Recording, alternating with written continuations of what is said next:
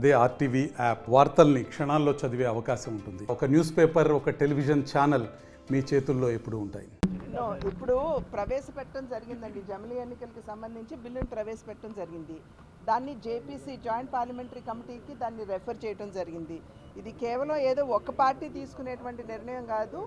పార్టీలతో పాటు ప్రజల యొక్క అభిప్రాయాలు కూడా సేకరించాలనేటువంటి ఆలోచనతో ఈ జేపీసీని నిర్మాణం చేయడం జరిగింది. ప్రజల దగ్గర నుండి, అదేవిధంగా నాయకుల దగ్గర నుండి, పార్టీల దగ్గర నుండి అందరి దగ్గర అభిప్రాయ సేకరణ జరిగిన తర్వాత దీని మీద ఉభయ సభల్లో కూడా చర్చ అనేది జరుగుతుంది. ఆ చర్చ జరిగిన తర్వాత దీని మీద ఓటింగ్ ఉంటుంది. దానికి అనుగుణంగానే జమిలీ ఎన్నికలు వచ్చేటువంటి అవకాశం ఉంది. కనుక ఇవాళ గందరగోళ పడిపోయి దాని మీద ఇంత ఆర్భాటంగా గొడవ చేయడం అనేది ఇది కరెక్ట్ కాదు. జేపీసీలో ఎవరి అభిప్రాయాలు వాళ్ళు జేపీసీలో తెలియజేసుకోవచ్చు.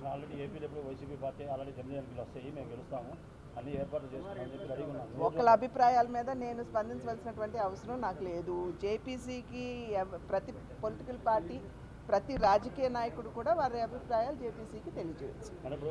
జాతీయ అవార్డు తీసుకున్న అల్లు అర్జున్ని అరెస్ట్ చేయడం కాంగ్రెస్ పార్టీ తీవ్రంగా ఈ మధ్య రిమాండ్గా పెడుతున్నారు. నిన్న తీవ్రంగా ఆరోపించారు ఆల్రెడీ సీఎం రేవంత్ రెడ్డి. ఇది ఆల్రెడీ జరిగిపోయిందండి. నేను ఆల్రెడీ ట్విట్టర్లో కూడా నా స్పందన నేను పెట్టడం జరిగింది. అల్లు అర్జున్ గారు ఆనాడు ఒక సినీ కథానాయకుడిగా అక్కడికి రావడం జరిగింది. ఆయన ప్రేరేపించింది కాదు. ఆయన A11గా ఉన్నారు. ఆయన చూసుకున్నట్లయితే మిగతా వారిని కాకుండా ఈయన అరెస్ట్ చేయడం అనేది కరెక్ట్ కాదు అనేది మా యొక్క అభిప్రాయం. అది డెఫినెట్గా నిన్న కూడా చర్చ జరిగింది కదా తెలంగాణలో.